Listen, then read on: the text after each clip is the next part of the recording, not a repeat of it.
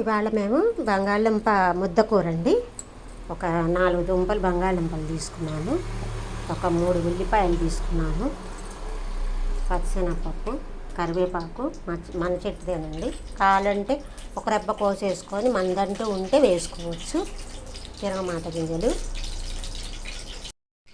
2 పచ్చిమిరపకాయలండి, నూనె తగినంత నూనె వేసుకున్నాను.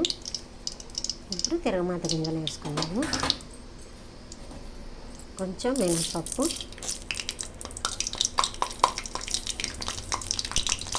కొంచెం ఆవాలు,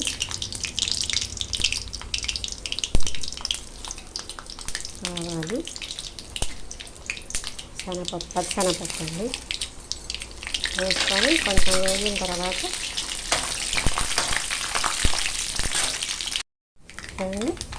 తిరగమాత గింజలన్నీ వేగిపోయినాయి. ఇప్పుడు ఉల్లిపాయ ముక్కలు,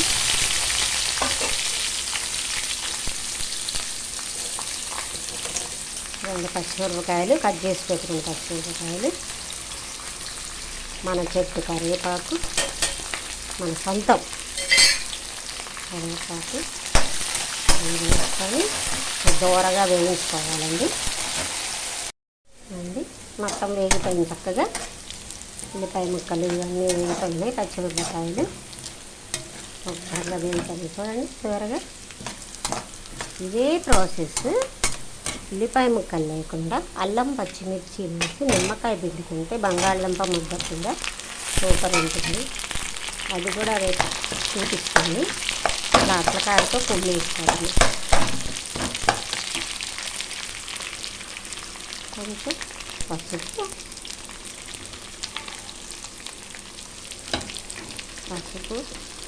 తగినంత ఉప్పు,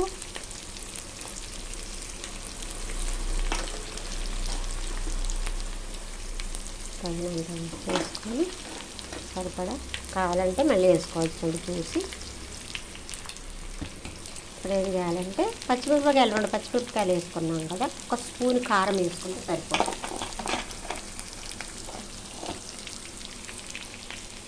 ఒక స్పూన్ కారం వేసుకొని ఇంకా దీన్ని కలిపి పెట్టుకొని కుమ్మేసుకోవటమే. కూర అయితే అయిపోయిందండి. అయితే 2-3 ఉల్లిపాయలు కోసుకున్నాను కదండోయ్. ఆ ఉల్లిపాయ చెక్కలేం ఉరికే పోనివ్వను, బియ్యం కడుగు నీళ్ళల్లో పోసేస్తాను. పోసేస్తే మన మొక్కలకు ఉపయోగపడతాయి. మన ఉప్మా కూర అంటారు, బంగాళదుంప ముద్ద కూర అంటారు.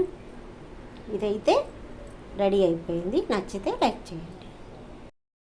మన ఉప్మా కూర అంటారు, బంగాళదుంప ముద్ద కూర అంటారు. ఇదైతే రెడీ అయిపోయింది. నచ్చితే లైక్ చేయండి.